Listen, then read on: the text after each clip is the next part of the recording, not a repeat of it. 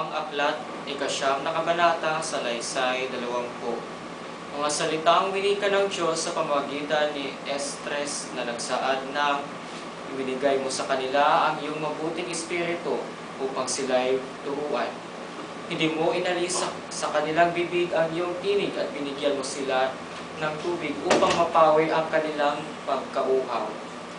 Binitawan ko ang mga pananalita ng Diyos upang maging kapakipag-kinabang na tulad ng isang binhing umuusbong at lumalaki sa lupain ng banal na si San Francisco. Tulakan ninyo ang mapagwaging si Gideon, ang matapang na si David, ang mapagtagumpay na si Roldan, nagkakristyanuhang at ang Gwardiya Sibil ng langit. Opo, Ginoong Alperes, pawang mas higit na mas matapang at mas makapangyarihan, bagamat walang armas kundi krus lamang na kahoy.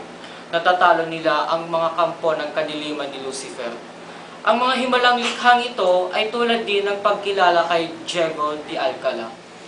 Oo, modernisado na nga tayo. Ngunit ang isa pa bang kahulugan ng modernisasyon ay pagpapabaya.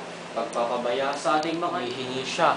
Humihingi siya ng kabayaan sa lahat ng ating paninira yung niya at di napapahusahan. Diba ka? Mag-iingat ka bukas sa pagdiriwang sa paaralan. Huwag kang lalapit sa may gawing bato at mag-iingat ka sa pagbaba sa may hukay.